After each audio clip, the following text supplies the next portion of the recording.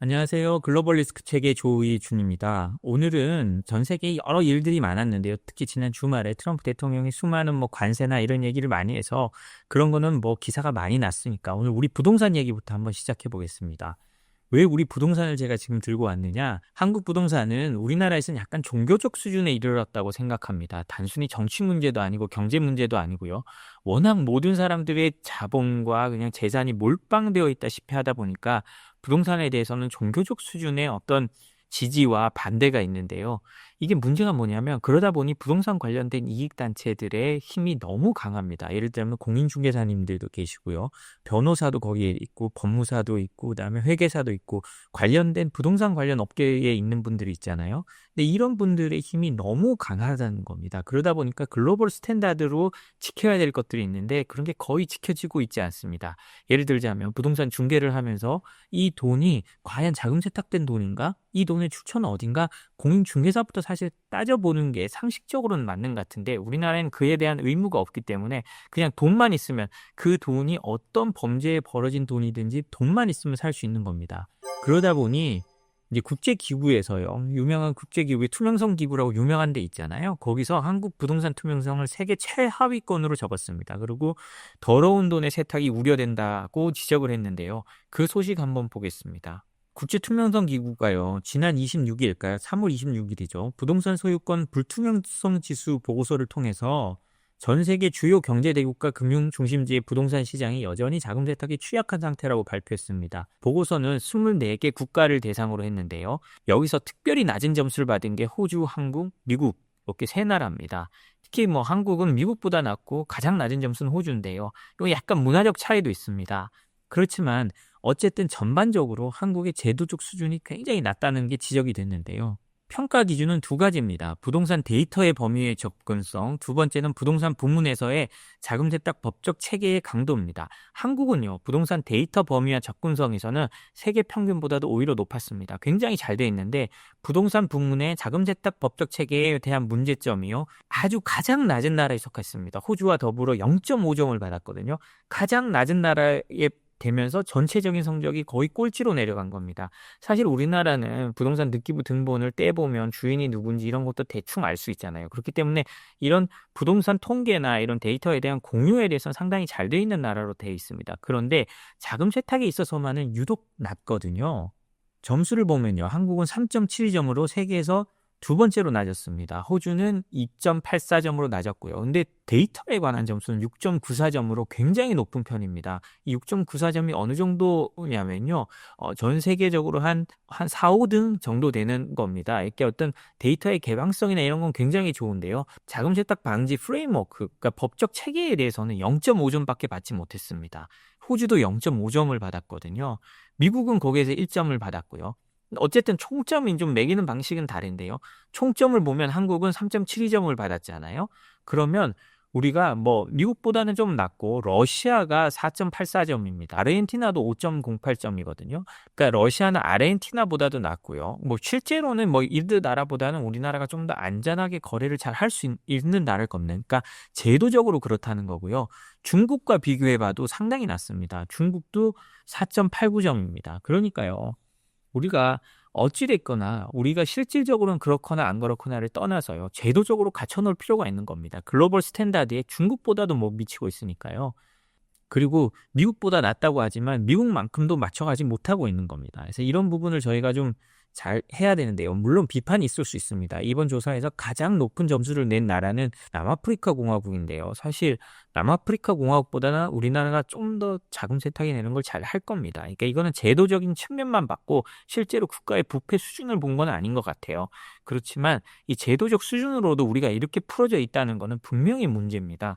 분명히 문제이기 때문에 우리가 이 부분을 상당히 체크해가면서 나아가야 할 것 같습니다. 실제로 저희가 며칠 전에 또 전해드렸죠. 독일 대학의 연구를 전해드렸는데요. 자금 세탁이 10% 증가하면 집값이 2% 상승한다는 연구 결과도 있었습니다. 이걸 보면 한국의 집값이 날리고 한국의 집값이 폭등하는 이런 이면에는요. 이런 자금 세탁 방지 구조, 돈을 너무나 쉽게 주고 근원을 따지지 않고 집을 살 수 있다라는 게 되니까요. 사람들이 돈이 모이고 어떤 식으로든지 좀 불법적으로 벌거나 아니면 무리하게 빌려와도 집을 사는데 전혀 문제가 없으니까 오히려 집값을 더 밀어올리는 게 있는 겁니다. 이 영국에서도 지적한 거는요. 이런 식으로 자금 세탁된 자금은 집값을 살 때 가격에 민감하지 않기 때문에 집값을 끌어올린다는 거거든요.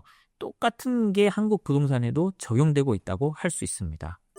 다음은 또 국내에 좀 알려지지 않은 소식을 하나 가져오겠습니다. 트럼프 대통령이요. 중국산 배가 미국으로 들어오면 거기에 대해서 뭐 최대 100만 달러 또는 톤당 최대 1000달러를 입항 수수료를 매기겠다고 했잖아요. 중국 해운업과 중국 조선업을 경제하기 위해서. 이거 뭐 단순히 어떻게 생각하면 좀 막무가내식일 수도 있습니다만 그 이면에는요. 미국의 또 다른 의도가 있었습니다. 그 의도가 뭔지 저희가 한번 알아보겠는데요. 그건 바로 중국의 해운업 정보 독점을 막기 위한 겁니다. 지금 중국이요 수많은 상선을 찍어내듯 만들고 있잖아요. 한국보다 더 많이 상선들을 만들어내고 있습니다. 그러다 보니까 중국 배들이 사실상 전 세계를 누비고 있고 그 데이터가 중국으로 쌓이고 있는 겁니다. 중국 물류 플랫폼에 대한 규제 방안도 나왔는데요. 중국 물류 플랫폼을 미국 항만 내에 사용을 전면 금지 또는 현재 이상을 늘리지 못하도록 하고 있습니다. 그리고 이 플랫폼의 반경쟁 행위를 조사해서 정보를 차단하라고 했고요. 또 미국 항만이 이 중국산 플랫폼을 사용하지 않도록 기술을 또 지원하도록 했습니다. 현재 2020년 기준으로요. 전 세계 물동량의 과반 이상이 이 중국 물류 플랫폼을 사용하는 것으로 추정되는데요. 이렇게 되면 전 세계 물동이나 무역 모든 것이 중국이 관리하는 수준으로 들어가게 됩니다. 우리가 여기서 미국의 의도를 잘 봐야 되는데요. 미국은 이런 식으로 정보와 플랫폼을 통제하면서 전 세계를 통제하는 방식으로 점점 변해가고 있습니다. 예를 들어 보면요. 달러를 통해 전 세계 경제 패권을 유지하고 있잖아요. 그리고 구글이나 빅테크를 통해서 세계의 정보의 패권을 가지고 있습니다. 그 가운데에서 미국이 모든 걸 할 수 있는 거예요. 이 정보는 모두 미국을 따라 지나갈 수밖에 없게 이미 만들어져 있고요. 그런데 이 물류, 가장 중요한 무역에서 이 물류 플랫폼이 중국의 손에 들어갈 수 있다는 의심이 나오는 겁니다. 뭐 이것 때문에 뭐 모든 물류가 중국에 가는 건 아니겠지만 어쨌든 이 중국이 앉아서 세상 물류를 컨트롤할 수 있는 그리고 다 볼 수 있는 게 생긴다는 거거든요. 그래서 미국은 이 부분을 아주 민감하게 보고 또 이런 행정명령을 통해 중국의 물류 정보 독점을 막기 위해 나서는 것도 있는 것 같습니다. 트럼프 대통령이요. 이제 자기 말대로 지금 우크라이나 휴전이 잘 안 되고 있습니다. 아마 굉장히 답답할 것 같은데요. 그러면서 러시아에 대해 경고를 했는데요. 휴전 합의 안 하면 원유의 최대 50%의 2차 관세를 부과하겠다고 했습니다. 이 2차 관세라는 건요. 사실 트럼프 대통령이 나오면서 만들어진 말과 똑같은데요. 지금까지 2차 제재란 건 있었습니다. 2차 제재란 뭐냐? 예를 들자면 북한이나 뭐 러시아랑 거래하는 기업에 대해서 왜 우리가 거래하지 말라는 나라와 거래했어? 라서 제재하는 게 2차 제재입니다. 그런 거를 2차 제재라고 했는데 이번에는 2차 관세. 우리가 거래하지 말라는 물건을 네가 샀네? 그러면 관세를 니네 나라에 매길 거야. 라오는 겁니다. 사실상 제재의 범위는 특정한 타겟을 향해서 갔다면 트럼프의 제재는 이제 2차 관세, 국가에 그냥 퍼부어 버리는 겁니다. 그렇기 때문에 상당히 파괴효과가 클 수 있는데요. 이미 베네수엘라에도 그렇게 하겠다고 했거든요. 트럼프 대통령은 지난 30일 MBC 뉴스와의 전화 인터뷰에서요. 우크라이나 전쟁과 관련해서 러시아가 휴전에 합의하지 않으면 러시아에서 나오는 모든 원유에 2차 관세를 부여할 것이라고 발언했습니다. 여기서 2차 관세란 아까 말했듯이요. 러시아산 원유를 수입하는 국가들에도 동일한 관세를 부과하는 조치라고 하는 건데요. 베네수엘라에 적용됐던 사례를 언급하면서 베네수엘라에서 석유나 가스를 수입하는 모든 국가는 미국과의 모든 교육 과정에서 25%의 관세를 내야 한다라는 의미라고 설명했습니다. 그러니까요. 러시아와 거래해? 그럼 니네 나라 25% 관세 더 내. 이런 식으로 나오는 거예요. 그러면 누가 러시아랑 거래가 하겠습니까? 어떤 국가든지요. 아마 러시아보다도 미국과의 거래가 더 클 겁니다. 미국이 세계 최대의 소비국이니까요. 혹은 러시아에만 의존한 일부 나라가 있을 수는 있습니다. 아마 러시아 주변의 작은 소국들은 그럴 수 있겠지만 현실적으로 미국이 이렇게 나온다면 러시아와 거래하기 힘들어지겠죠. 그러면서 트럼프 대통령은요. 러시아산 원유를 구매하는 경우 미국에서 사업할 수 없다는 걸 의미한다. 25%에서 50%포인트까지의 관세를 모든 원유에 부과할 것이라고 강조했습니다. 관세는요. 러시아 원유와 미국에 수출되는 다른 제품 전체에 적용될 거라고 했으니까요.